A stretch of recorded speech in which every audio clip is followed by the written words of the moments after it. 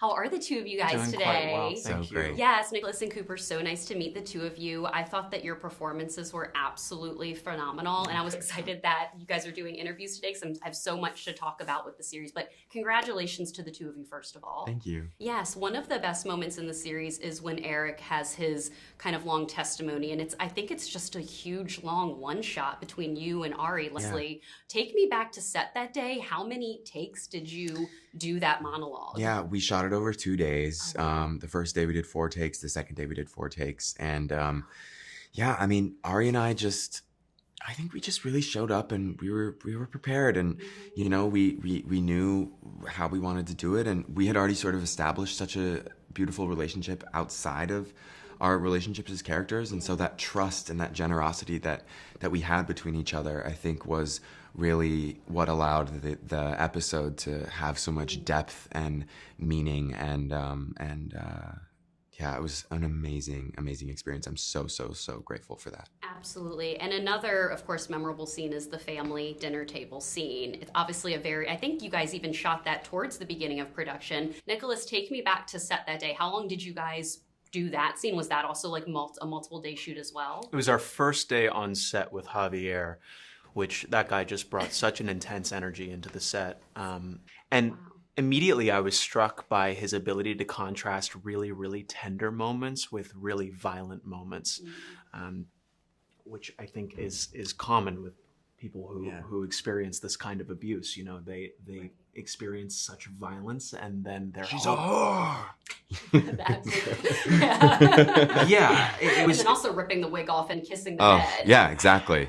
That's what you're talking about. correct. Yeah. Yeah. It just was so incredibly intense. What did the two of you do to build chemistry as brothers prior to even stepping on set filming? Did you guys have an opportunity to do anything? We had a couple meals and we sat down and we talked, and we also went through a pretty heavy rehearsal process before we started shooting. I think we were rehearsing for about 3 weeks or something like that. And so we really connected over working with our director for the first 2 episodes, Carl Franklin. And then when we started shooting, you know, it's just, we were working together every day. We were in all the same scenes. And so I think naturally and organically we formed a bond. And, you know, we're doing such emotional stuff with each other that, of course, that causes you to come closer. And it's very vulnerable and emotional and intense. And so I think that naturally just sort of melds you together. For sure. Yeah. Nicholas, what do you do after those particularly emotional scenes where you have to decompress? How do you guys decompress after? I lean on my support network and the people who I love and the people who love me.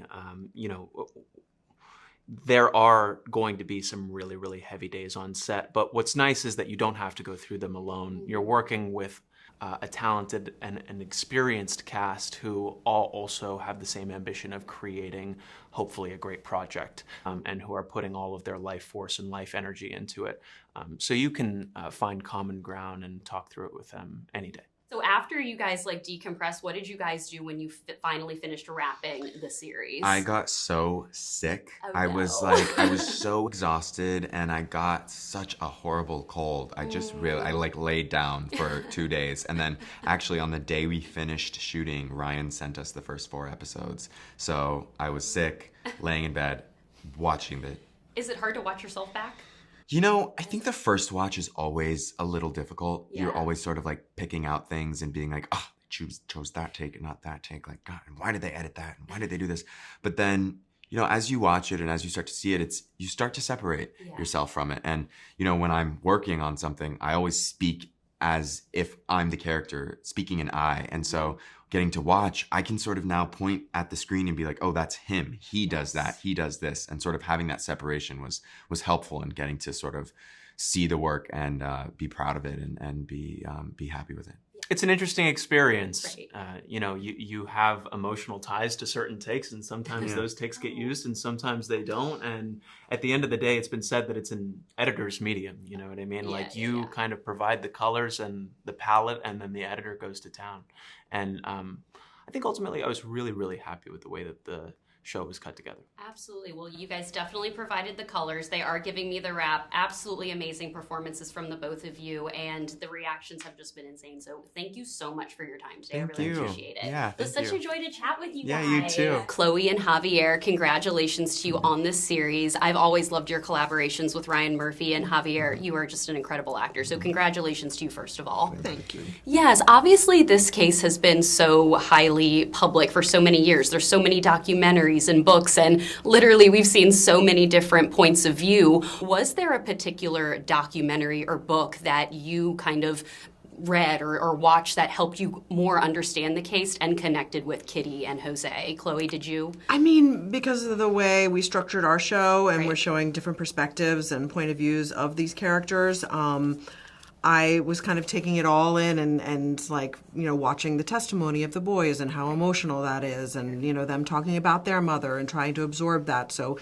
in their episodes, like, I could play the way that they remembered her. And then reading Dominic Dunn's pieces was really eye-opening, and he had the flip side about, you know, who he thought these people were. So it was interesting, you know, just to gather this different information and different people's idea of them, and we still don't really know. Right, exactly. Javier, what did you do? Yeah, there was not much material out there to look for. There was this little tiny interview where they did to Jose Menendez, where he would say a couple of lines, and I would listen to that nonstop to try to see underneath. Yes. But mostly it was about really reading those articles that Chloe was referring to, and follow the steps that the creators have done, and after a thorough research. Well, the dinner table scene, the family dinner, is one of the most memorable episodes of the entire series. I think I saw that you guys filmed that more towards the beginning, or if that was the very first scene you shot as the family. Take me back to set that day, Chloe, and just how emotional that was, and was that done towards the beginning of production? It was. We had a few days where we rehearsed the murder sequence, so we like got to know each other strangely. You rehearsed that first? We rehearsed that. We did like a day and a half or something of rehearsing that, because they really wanted to capture the accuracy and make it as, you know, impactful as possible and as disturbing, which, you know, they achieved. Yes. But then our first day of shooting was the dinner scene, and I think we were all just like kind of ready to, you know, have at it, you know, because we had been preparing in our own ways, and it was just like, it's always exciting to finally get in the room and be able to execute these characters, and so everybody brought a certain intensity and a certain depth to their character that I think made it very exciting. The work was very sparkly and crackly. Also, for being the first time that we would open our mouths and relate to each other, what I felt, it was like a great, what's the word?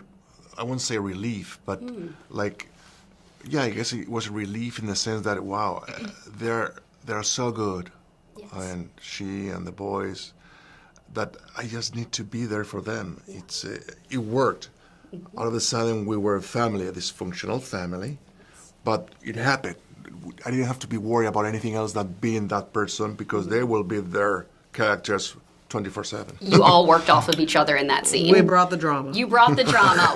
Well, they are giving me the rap. It was so lovely to meet the both of you in chat. Vicky Cristina Barcelona is one of the best romance movies of all time. I watch it regularly and obsessed with Big Love. And when you showed up in the 360 music video, it had me gagged. So I loved it. Nathan, so nice to meet you. And Ari, nice to see you again. You were one of my first interviews ever for a Good Time Call. No before I did way. on-camera interviews. You and Lauren in DC. Wow. Oh, well, congratulations. Yeah, well, congratulations to you. I've loved following your career, but I had to say that. I loved this series. I thought the two of you were fantastic. And I love the scene between Leslie and Dominic when they see each other in the courtroom hallway. And she's like, well, that man gave you a purpose. I was just like, ooh. Take me back to filming that scene, because it was a very intense scene for both of their characters. Just so well done. Take me back to set that day. That day, I do remember it was going to be, they wanted to, this is what I remember, is that I was supposed to come out of nowhere. She was just at the elevator banks, and then I was supposed to come out of nowhere and just sort of go, Lurking. boo. And I was like, well, this feels, like, well, who is he? He's like stalking her or creeping up on her. And so I said, maybe she goes by. I'm sitting on a bench looking in my notes or something, and she goes by, and I jump up and then follow her, And so we tried that. There was also the speech I gave to you originally. It was much longer. They cut it down, and so it was fierce and like a page that it went on. And so I was just trying to find the sort of rhythm and I think the balance for me with Leslie is always her. She can be ferocious and mean and angry and also loving and softer than I think people think. And so it was always kind of trying to find that balance. But it was a real sort of mic drop speech, or meant to be. And so I was just trying to get the right rhythm. Well, because he's also digging at her and giving, saying, bringing up, you've done this before, right? In the Arnell Salvatierra case. Salvatierra. Yeah. Somebody had a hard time saying that. The Arnell. I believe I said Arlen in one case. I said God. Arlen Salvatierra, and she was like, it's Arnell. And so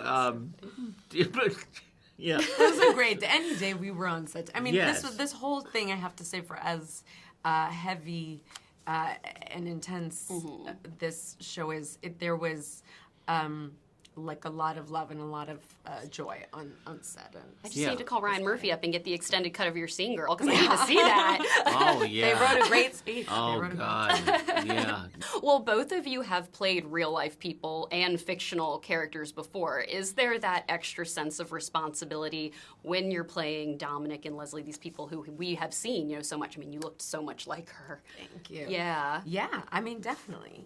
Especially somebody like Leslie, who's just one in a million. I mean, there was just so few people like her, and even less people like her on television. And so I just was like, how do I just wanted to do her right. I just wanted to do her justice. So and she was so specific, and I loved the way she moved and she talked. You sometimes watching the footage, you just couldn't get over how kind of like great she was about it all. And it was a great blueprint. And, I would listen to her book and the trial while I would sleep, and just osmosis for a year. Sometimes her voice still comes out of me. It's very weird when it I'm happens. sure. And Nathan, what was your experience like? Did you read? I'm sure you immersed yourself into everything Dominic wrote. Yeah. And looking at him on YouTube and countless interviews and to try to capture his cadence. And but yeah, it is because his son Griffin, who I spoke with, about this, and we had when I was I did the People versus O.J. with Ryan, and I loved it. And I had played F. Lee Bailey and the late great Robert Morse, who played Dominic Dunn. He had little things here and there, and he had one he had a dinner party scene. And at someone's house talking about the case. So, but this was going to explore a little more of his backstory, so it was there in the writing, and I was happy about that, because when I had talked to Griffin, I said to him, how would you like to see your dad portrayed? And he said, I just want people to know how and why he became such a passionate advocate for victims after this horrendous trial of the man who murdered his daughter. Did you reach out to him? Has he seen the episodes? I'm going to have dinner with him next week. That's yes, nice. Oh, wow. The legendary agent Bodie Boatwright. She was the person who arranged for me to get an advance copy of his memoir. Which was incredibly helpful to me. It was all about his childhood growing up in Hollywood. It's a fabulous book, and then he covers also the trial of John Sweeney, and it was very, very instrumental for me in playing Dominic. Absolutely. Well, you two did a fantastic job. They are giving me the rap. I would chat with you about this series all day. Your performances were excellent. So nice to catch up with you again a decade later. And Nathan, this is a true honor.